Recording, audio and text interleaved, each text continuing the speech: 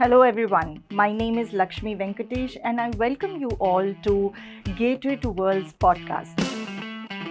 Here our goal is going to be to address all those key areas that most people want to know while going for a residency or citizenship planning. So we are going to have experts who are going to help us in sailing through this information that is going to be useful for many of you who are interested in planning residency and citizenship.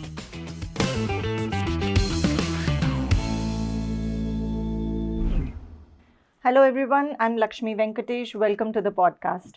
So today we have a very special guest who has been in the travel industry for more than 40 years now, and he is a known name for residency and citizenship advisory in India. So welcome to Mr. Vipan Sharma. Thank you, Laxmi. Welcome, sir. So today I have a lot of questions that many people ask me regarding residency and citizenship programs. I would like to ask you that many parents, they spend in crores in their children's education. However, the children come back because they don't get the work permit. So how does residency planning really solve this issue? Thank you, Lakshmi, for asking me this. But I am facing this question almost every week from parents, because every parent, they plan for the child's admission into best universities. But Correct. when it comes to what after graduation, nobody has any plans. And in the current scenario, when the administration has made the rules so difficult, the child is not allowed to work to extend their stay. So even if they get some of the best jobs in big companies, they are not allowed to work because their visas cannot be extended. So parents spends 80 lakhs to 1 crore on universities, admission fee and everything. But they forget that if they plan it well in advance, when the child is just about in the 10th class or 14 or 16-year-old, and by the time they are clearing their class 12th and they decide to go to US, and when they are studying in US, we can plan their EB5 or a golden visa for Europe, which will allow them to work after they have finished their graduation freely without waiting for any further permissions. So they're allowed to work, they're allowed to live, they're allowed to thrive. Same university, same degree, but they have the working rights even after finishing their studies. Okay. So one must understand that education opens a door, but residency, let your child stay and build a career. So you need to plan for both. Now, related to that, I would just want to ask you, what is aging out? Why do people say that you have to plan early? See, aging out is one of the very common mistake I see, and which is completely preventable, but only if people have knowledge and have idea about it. See, most of the time we see families come and discuss with me that we want to file an application because our child is now, already studying or going for a graduation.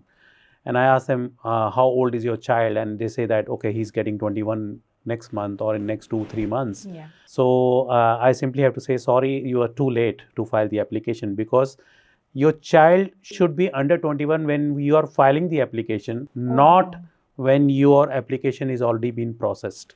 Okay. If he is already 21, the door is already closed for you. You cannot file.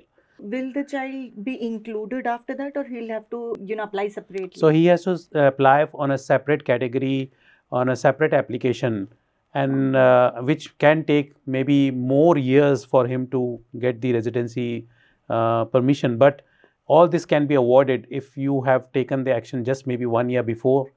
The problem is most of the parents, they feel that, oh, let him first do the graduation. Correct. Or they wait that, okay, we will discuss once he's already settled there, but by then it's already too late for you. So when do you think is the right time? Yeah, so I feel when the child is actually in 10th class, parents can start preparing for the application. And by the time he's 12th and he's about to go to the university, you can file the application. And when he's studying there and he's about to finish his graduation, you already have a residence permit. So he doesn't have to wait for any extension. Correct. He doesn't have to wait for any kind of, work permit. And he can start applying for the jobs immediately after the graduation and decide and plan his life accordingly. Right. I think this is a wonderful information that you've given, because many people don't know about it. Yeah, so it's very important to understand the timeline of 21 years. Correct. Thank you, sir. That was indeed a very important information for many parents.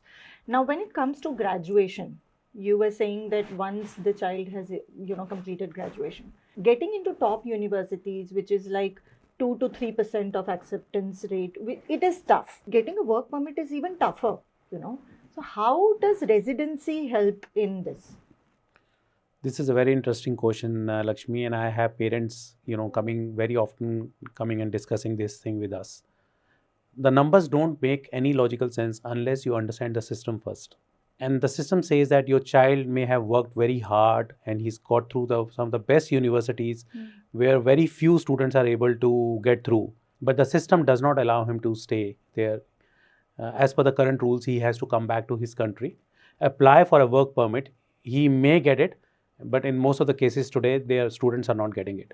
So just imagine if there are two students, they both go to the same university, same degree, same, they're in their college, and one has to come back because he has no work permit to work.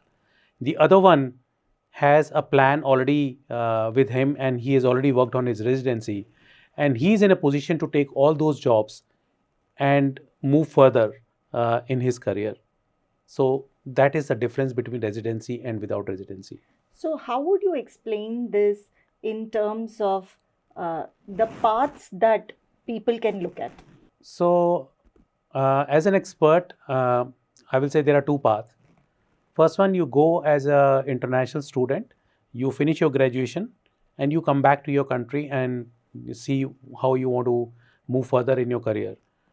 Whereas the other one, who has planned well in advance, go there as a student, and after finishing his graduation, he can decide whether he wants to take up the job offers that he's getting, or would he like to, do his own business or work for himself, or pursue for further studies in, some of the other top universities. He has the freedom to decide what and how he wants to proceed further in his career, compared to the first one who has limitations about the growth in his career. I will say talent can earn you the admission, but residency will help you to decide on the career that you actually deserve.